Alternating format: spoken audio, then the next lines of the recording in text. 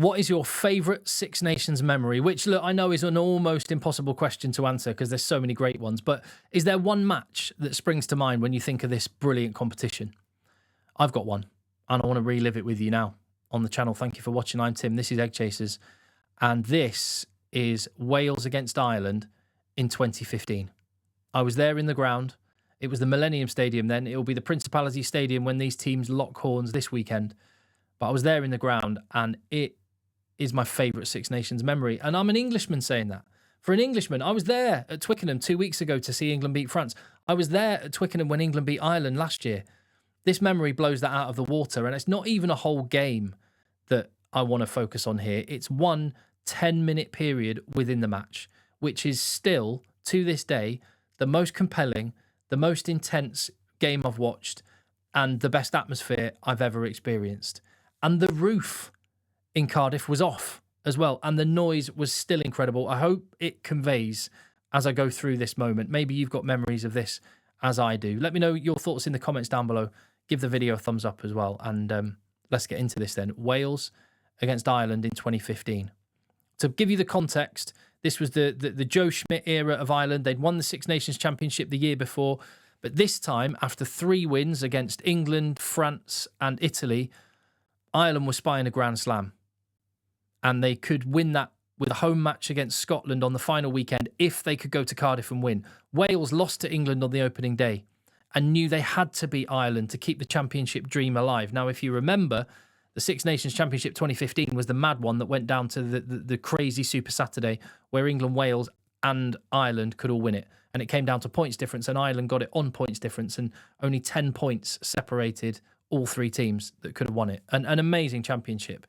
So it went down to the final day because Wales pulled off a famous victory in Cardiff against Ireland. And they did so.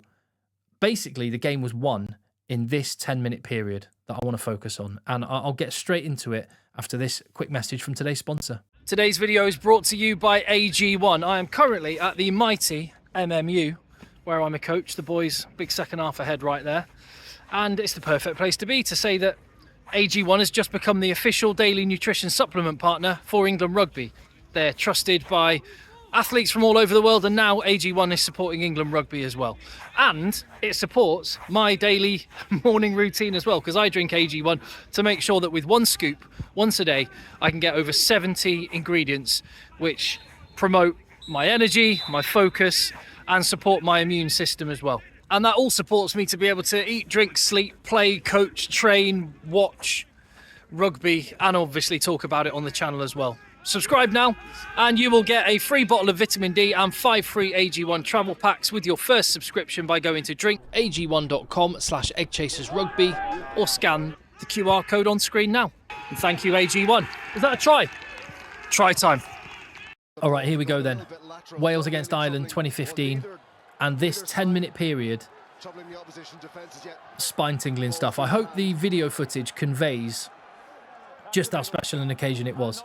So Wales had a lead of 15-9, but Ireland were not going to give up their Grand Slam dream easily. They won a penalty, kicked into Welsh territory, and then began, well, what we've come to know from Ireland, really accurate, layered phase play. The kind of shapes and the system that we've seen from Ireland over these recent years were built under Joe Schmidt. And this was Joe Schmidt's team. As I say, they'd already won the Six Nations Championship the year before. They were hunting a Grand Slam. And what we have come to know about Ireland, that incredibly quick ruck speed, really organised layered attacks, pods of forwards, interchanging with backs. We can see the foundations of what Andy Farrell took on and built on.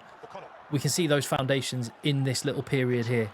And Ireland's attack is brilliant. They're going coast to coast, side to side, keeping it narrow with the forwards, then stretching Wales. Really, really good ball retention and going through the phases. Sexton, Falatau and Warburton stop him but can't prevent release. Jack McGrath. Very good play by Ireland this. Patient, precise. 5 metres out, Sean O'Brien leads the charge. Peter O'Mahony from the back row. Next, Heaslip, the third back rower.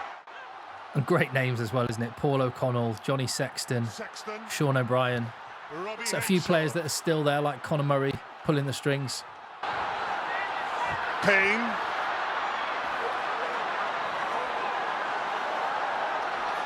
Sexton. Zebo outside him. Now, so far, I've only actually talked about Ireland, but actually this passage of play, this memory is etched into my mind because of the men in red. Repelling Ireland, phase after phase. Ireland have got into their 22. You saw a shot from Sam Warburton there. The discipline of Wales, who'd given up loads of penalties in the first half. The discipline to make the shot, attack the breakdown, but never cross that line into being illegal. And Ireland got within 5 metres and then had to change tack because Wales man for man defence was so good. They tried to slow it down, went for the maul, slowed it down a little bit, made things a little bit tighter, trying to engineer another opportunity.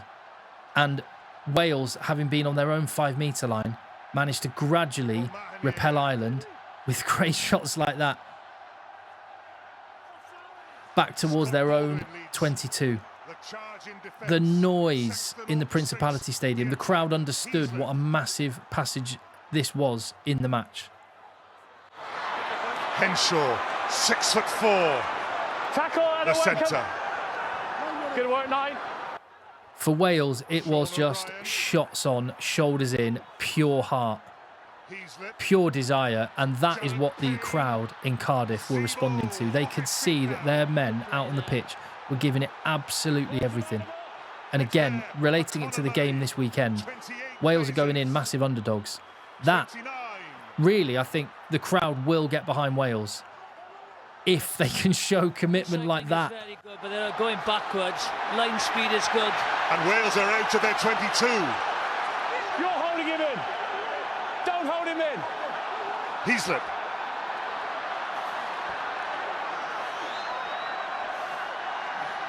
Paul O'Connell. Murray on the loop. Beautiful hands. Simon Zebo. But hurled to the floor. The winger. Wales give up a penalty, but the atmosphere was absolutely electric. Give away the penalty. Well, it was a great period of Welsh discipline in defence, wasn't it? We didn't see that in the first half. Penalties are coming thick and fast after 3 and 4 phases. Well, they're going for the corner. They're going for the corner. I think they got the screw. I think Ireland, 32 phases in, and we've seen Ireland a lot go for the corner these days, but I think they sort of sensed this was their moment. Wales were on the ropes, and if they could just deliver, it will be a knockout blow on this one. So they go to the maul. The tackle that you're about to see in a moment from Jamie Roberts on Tommy Bowe. I just need you to appreciate what an incredible tackle this is about to come up.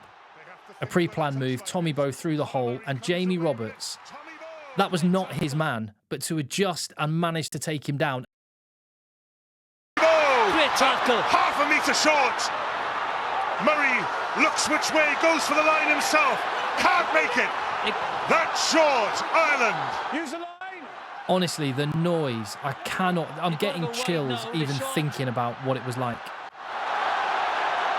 Sean O'Brien tackled by Jonathan Davis, and Wales drive over the ball. Still there, though. Still there for Ireland. It's still there for Conor Murray. Sexton, Heaslip.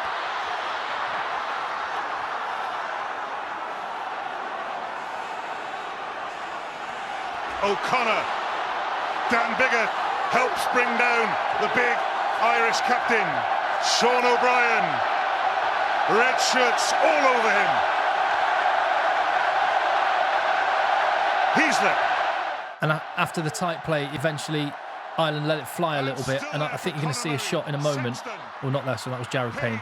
You're going to see, I think the ball goes left again, and watch George North and his shot on Simon Zebo. I mean, the crowd. Tackled by George North. Ball is still there for Ireland. Still there. Rory Best. Murray to McGrath.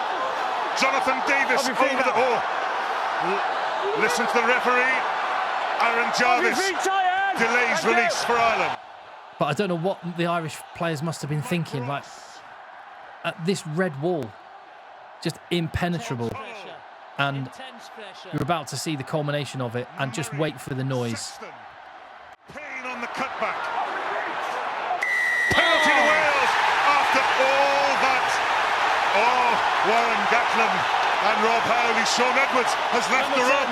Well, you have to say that was incredible play, incredible intensity, fantastic play by Ireland, and great play by Welsh defence. But how much will that's why you watch rugby. For all that everyone talks about, you know, wanting incredible tries that will make good 10-second TikTok videos, that's what you love to see as a rugby fan. And from that territory that Wales managed to engineer as a result of that incredible goal line stand, when the dam almost burst, and you probably feel Ireland would have gone on and won that game and probably won a Grand Slam as a result.